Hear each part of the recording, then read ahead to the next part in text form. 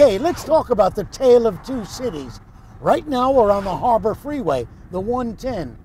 It's the line of demarcation. On this side, the downtown area is red hot, full of new, interesting things. It's 1:30 at 8. Welcome to downtown Los Angeles, where business is suddenly booming. There's economic energy everywhere. This area has become one of the hottest real estate markets in America. Money from around the world is pouring in from investors who want to own a piece of downtown Los Angeles. In downtown Los Angeles right now, you have this incredible surge of development. Literally billions of dollars are pouring into this community. You have people building apartment complexes. You have people building expensive condominium buildings. There's parks opening. The money is coming from all over the place, literally across the country and even around the globe. Chinese investors are starting to invest billions of dollars. For decades, downtown LA was a dark center, a bland collection of buildings and empty streets. At night, it became a wasteland. Now, thousands of people crowd into the area at night for the monthly Art Walk Festival. Hundreds of restaurants and bars have opened up. People who worked downtown 20 years ago can't believe the change. It's vibrant, it's alive. There's people walking around, people are coming downtown for eating, for shows at night. I mean, it's completely different than it used to be 20 years ago. What was it like when you worked here? You'd get off from work and there was maybe one restaurant downtown. Every day, 500,000 people come to work downtown. The number of residents has more than doubled to over 50,000 the past 10 years. Many of these new folks are young and single. Here's what these high-energy people do after a long day's work: rock climbing and bonding at this downtown gym. It's not just the sport itself, it's like a community.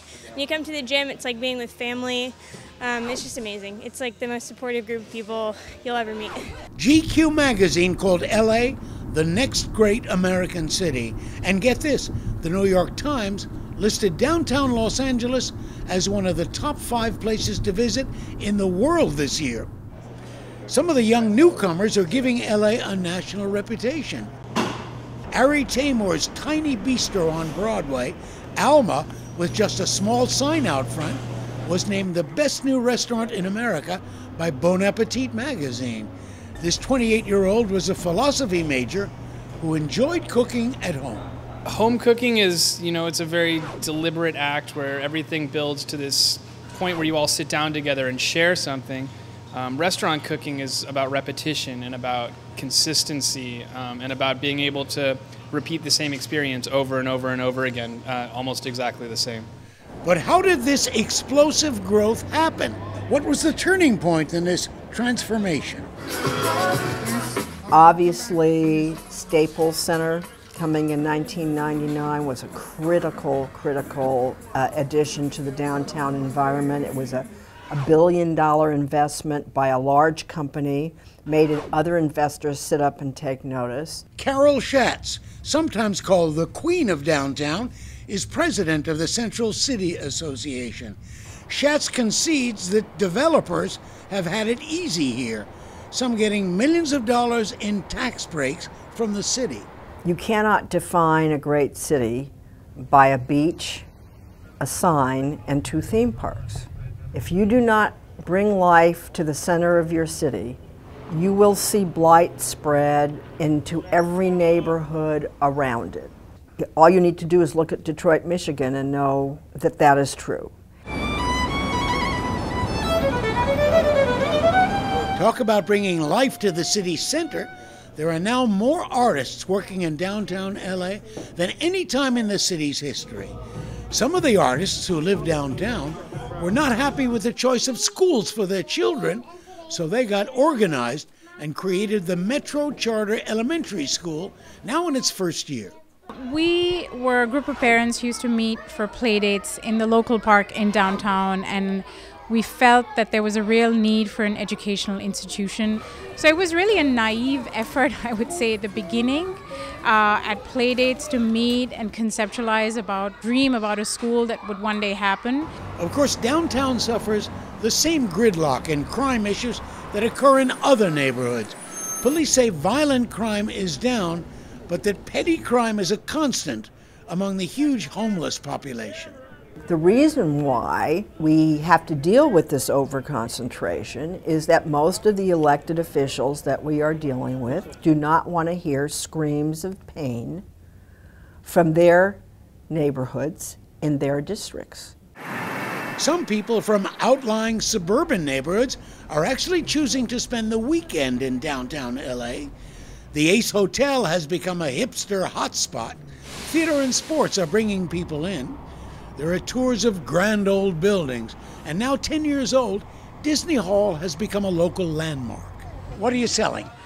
Shoes for children, flower girl dresses, wedding accessories, quinceañera accessories. So if you have any daughters that are getting married or if you're getting married again, come check us out.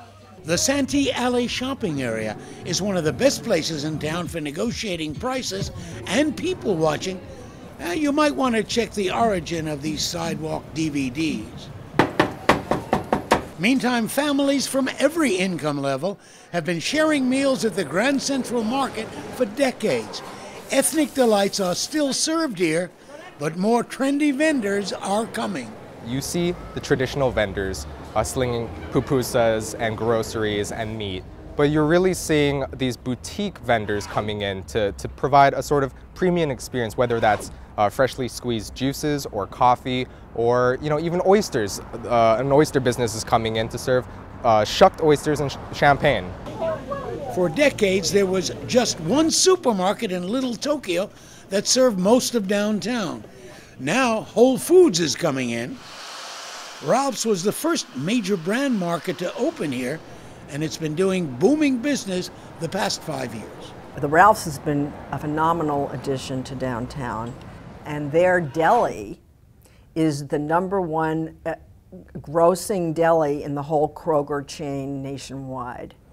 So apparently all of these young people who are living downtown don't cook. But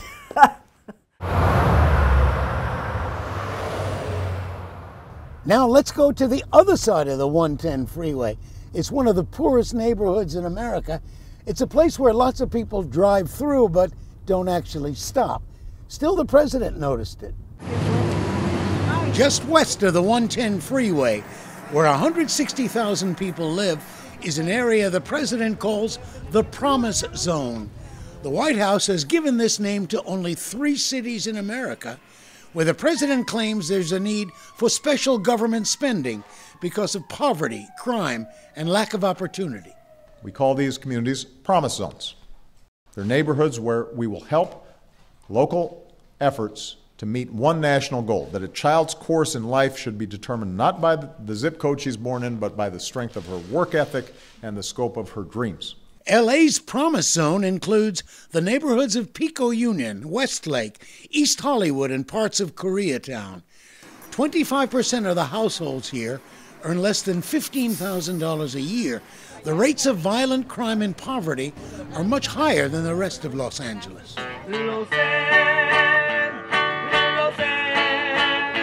For many Hispanic immigrants, the Promise Zone is their first home in America, and living wage jobs are hard to find.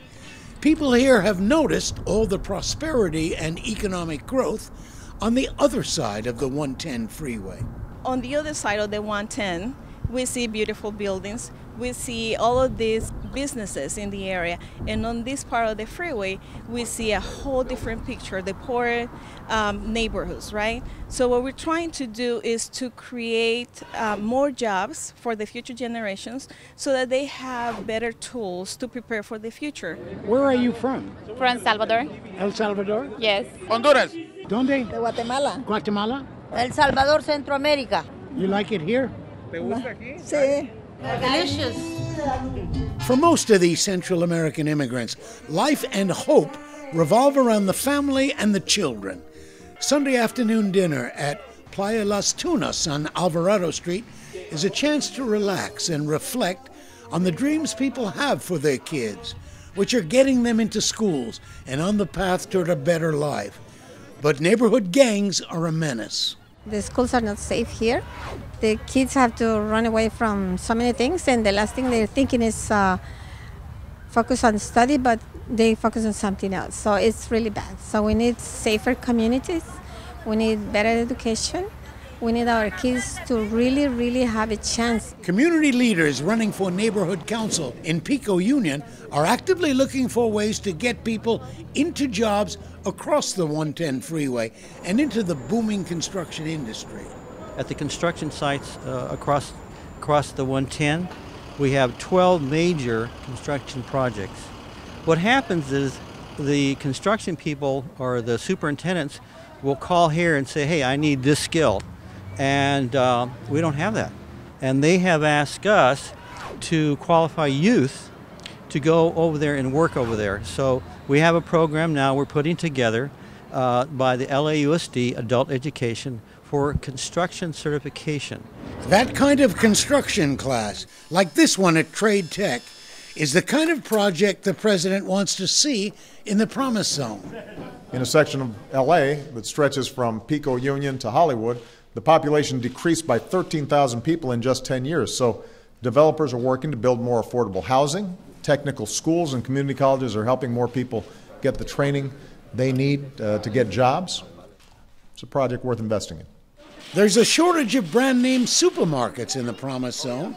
This food bank on Venice Boulevard is a nonprofit selling food that is near its expiration date and produce that is too late for the major markets to sell. Delicious. Is that overripe? No, this is perfect. We did a demographic study in this particular zip code, and 98% of the kids from K to 12 are on the school lunch program. So that means 98 kids out of 100 is living in poverty. Major supermarkets receive a tax deduction for donating some of their slightly older food to this food bank. Thousands of local people shop here, where it costs $30 a visit. Why should people come here instead of going to a supermarket? Well, for $30, I don't know how much food you could get at a supermarket, but here you get over 100 pounds of food. You pick your own fresh fruits and vegetables, you pick your own breads, and then we have an already made food basket. I save in about $100 every time when I come here. Churches play a major role in helping immigrants make the transition into America. We can make a difference. So far, none of the millions of dollars promised by the president has been received. Immigrant rights groups, hoping to get Promise Zone funds, point out that growth on the other side of the 110 freeway was financed partly with help from tax incentives.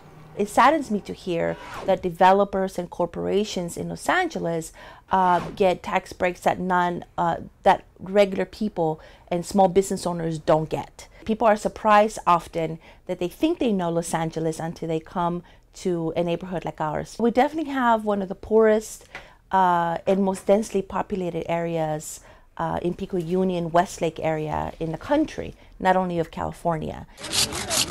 Of course, there's a lot of vitality, entrepreneurship, and Latin color in most of these neighborhoods. Special classes like this one are supposed to be a major recipient of the president's Promise Zone funding. These teens are high school dropouts who couldn't make it in public schools. Here at the Youth Policy Institute, these kids are getting more individual attention and a chance to dream. At a public school, it was a lot of students, so it was hard to keep up with each other. And there's less drama here. What's your goal here? My goal here would be to finish getting my high school diploma and getting the help to go into vocational nursing, which they provide here in the school.